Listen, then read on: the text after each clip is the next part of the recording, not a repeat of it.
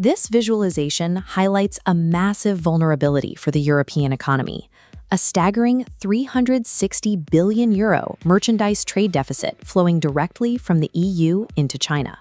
That enormous gap is driven by a constant flood of imported Chinese goods, specifically in critical, future-facing sectors like clean technology, industrial machinery, and electric vehicles. Normally, when a trade imbalance reaches this size, governments reach for aggressive countermeasures. They impose heavy tariffs, strict import quotas, and tight border restrictions to protect their domestic businesses. But Europe cannot simply slam the door. Sanctioning these imports would mean starving its factories of the components they need to operate.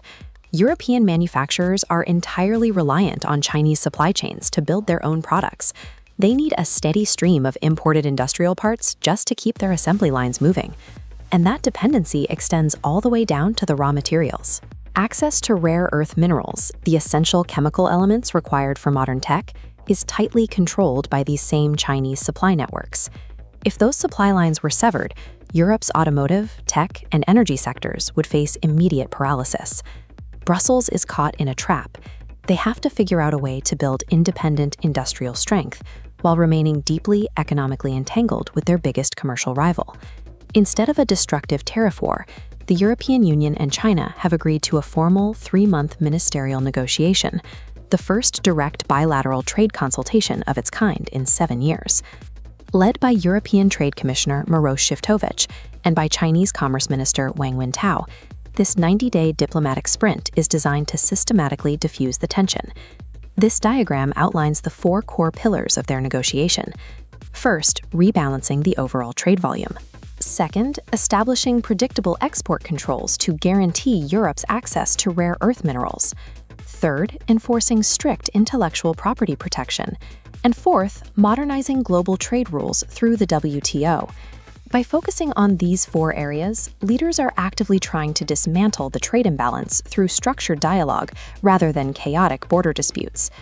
The agreement includes a novel safety net designed to prevent future crises, a joint monitoring mechanism.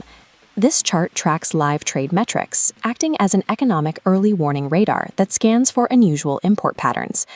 The moment an anomaly appears, officials are alerted, giving them a narrow window to resolve the issue before it causes broader economic damage.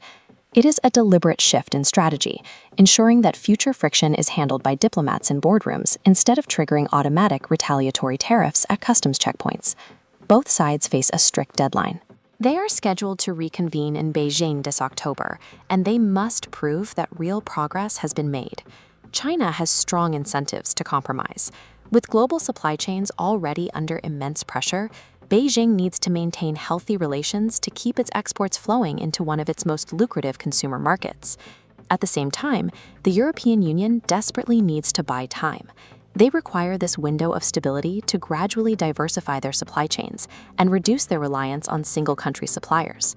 Ultimately, this 90-day clock is a mutual survival strategy, providing both superpowers a dignified, practical way to avoid a devastating economic collision.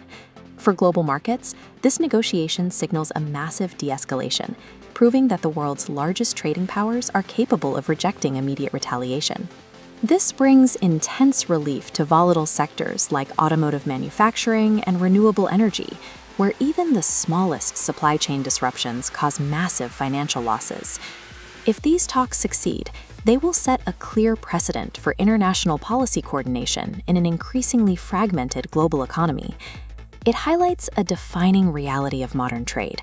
You are often forced to negotiate with your biggest rival simply because you cannot afford to survive without them.